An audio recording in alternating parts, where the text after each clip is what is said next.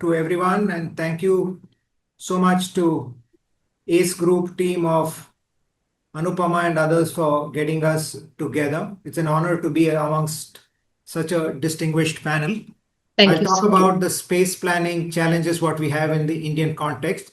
For example, if you look at this being the station box, which typically gets fixed, it's typically around 140 meters by 20 meters. So this being fixed, the biggest challenge which we face in India is the space. We almost have very little space to work around. And with the viaduct coming in, you hardly have any option to move the station box around. Sometimes, like when we did the Bangalore stations at Indiranagar, towards the end of the station itself, we had to truncate it because there was so much tightness. There was hardly, the adjacent building was almost touching the station box. So we had to truncate the station box itself. So that typically is the biggest space planning challenge. Why we can't get more spaces? One is basically because the high cost of land acquisition.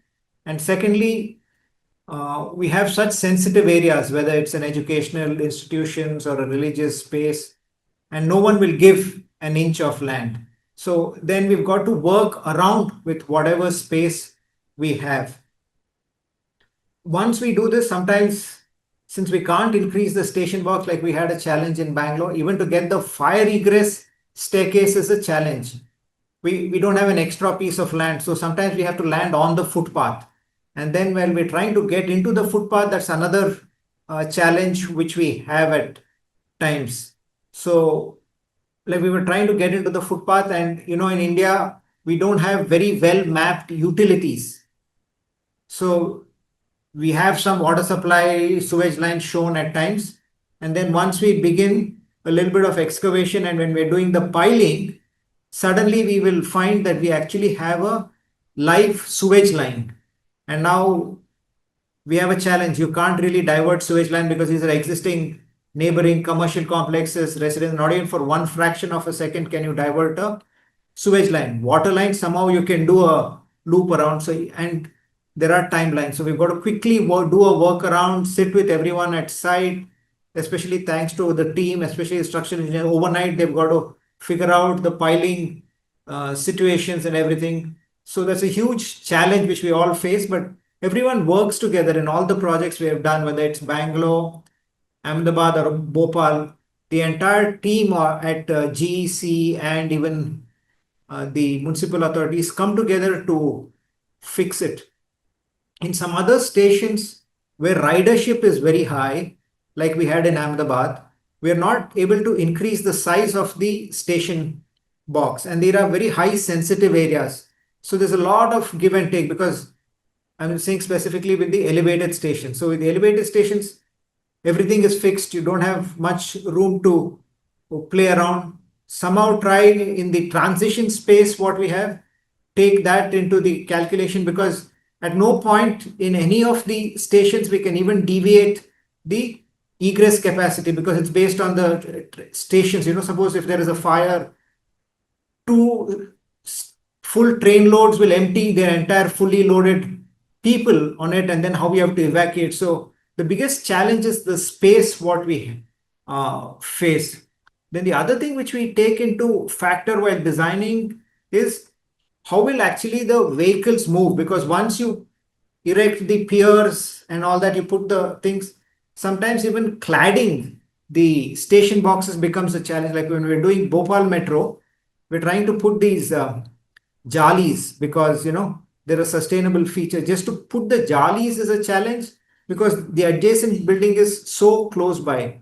So one has to think of actually not only the material which is being used, because how we will lift it, because there's sometimes no place even for a crane to go by and put there. So that is typically a challenge when we do the elevated metro stations. When we're doing the underground metro stations, we do it, and then you've got to come from below to up.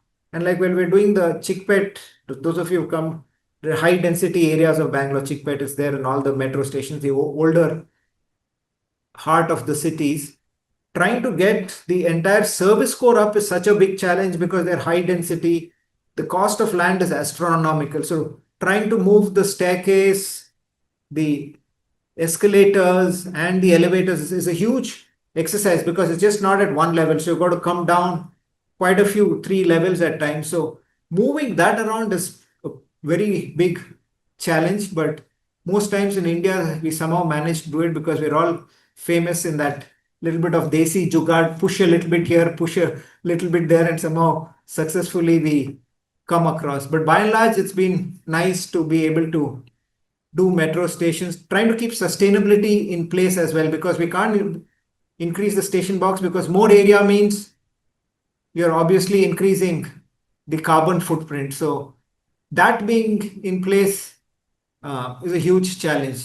And the last point I would like to say is because energy saving is a huge point when we design the metro station. So keeping that in factor, because we can't anyway exceed any of the activities which we involve. So keeping that in mind, the space constraints is the biggest thing. And sometimes trying to get more land because there are sensitive housing colonies and all, we can't evict them. So at times it's a real tug of war, push and pull, but it's completely an enjoyable experience to be a station planning